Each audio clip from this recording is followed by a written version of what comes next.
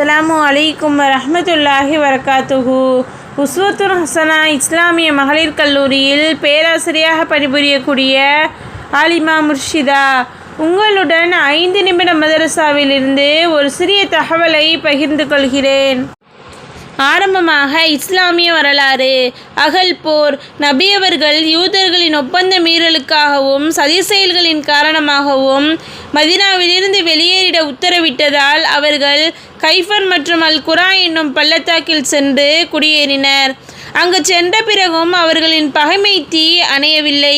அவர்கள் முஸ்லிம்களை கூண்டோடு அழிப்பதற்காக பனு நலீர்களின் 20 தலைவர்களை கொண்ட ஒரு குழுவை மக்கா குறைஷியரிடம் அனுப்பினர். அன்னலாரை எதிர்த்து போராட குறைஷியரை தூண்டினர்.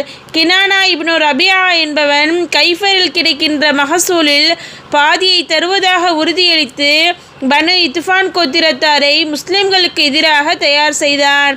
இதன் பிறகு அபு சுஃபியான், பனு சுலைம், பனு சாத் ஆகிய கோத்திரத்தார் ஒன்றிணைந்து 10,000 பேர் கொண்ட படையுடன் முஸ்லிம்களை ஒழிப்பதற்காக மதினா நோக்கி புறப்பட்டனர்.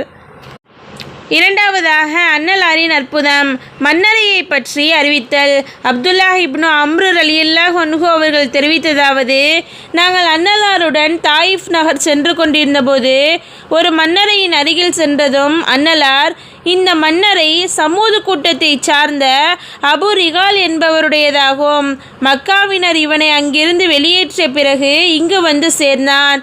சமூது கூட்டத்தாருக்கு நிகழ்ந்த அதே வேதனை இவனுக்கும் நேர்ந்தது. பிறகு இங்கேயே அடக்கம் செய்யப்பட்டுள்ளான்.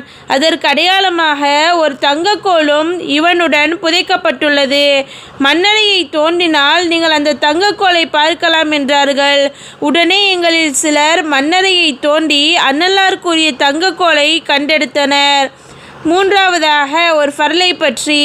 வாரிசுகளிடையே சொத்து பங்கீடு. வாரிசு சொத்தை இறைமறைக்கேற்ப உரிமையாளர்கள் முன்னிலையில் பாகப்பிரிவினை செய்திருங்கள் என நபியவர்கள் கூறினார்கள். நான்காவதாக ஒரு சுன்னத்தை பற்றி. அதிக மழையை தடுக்க துவா. மழையை தடுக்க மாநபி ஸல்லல்லாஹு அலைஹி வஸல்லம் அவர்கள் இந்த துவாவை ஓதியதாக அனஸ் ரலியல்லாஹு அன்ஹு அவர்கள் தெரிவித்துள்ளார்கள். அல்லாஹும்ம ஹவாலைனா வலா அலைனா. பொருள், யா அல்லாஹ், எங்களின் சுற்று வட்டாரங்களில் இந்த மழை பொழியை செய்வாயாக, எங்கள் வசிப்பிடத்தில் பொழிவிக்காதே. ஐந்தாவதாக ஒரு முக்கிய அமலின் சிறப்பு. விருந்தினரை கண்ணியப்படுத்துதல். தன்னை சந்திக்க வந்த தனது முஸ்லிம் சகோதரரை கண்ணியப்படுத்தும் பொருட்டு தலையணையை கொடுத்து சிறப்பித்தால் அவரை அல்லாஹ் தஆலா மன்னித்து விடுகிறான் என நபி அவர்கள் கூறினார்கள். ஆறாவதாக ஒரு பாவத்தை பற்றி. உண்மையை பொய்ப்பிப்பதன் தண்டனை.